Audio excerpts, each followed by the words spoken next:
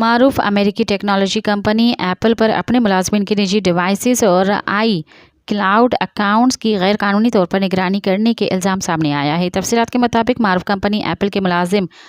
امر بھگتا نے کیلیفورنیا کے عدالت میں ایک مقدمہ دائر کیا ہے، جس میں کمپنی پر یہ الزام عائد کیا ہے کہ کمپنی ملازمین کے کام کے لیے استعمال کیے جانے والی ذاتی devices per soft where install کرتی ہے تاکہ ان کے ای میل، فوٹو لائبریری اور دیگر ذاتی ڈیٹا تک رسائی حاصل کر سکے۔ مقدمے میں کمپنی پہ یہ الزام بھی لگایا گیا ہے کہ کمپنی کی پالیسی کے تحت ملازمین کو اپنی تنخواہوں اور کمپنی میں ملازمین کے ساتھ اختیار کیے جانے والے رویے کے بارے میں میڈیا اور سوشل میڈیا پر بات کرنے سے روکا جاتا ہے۔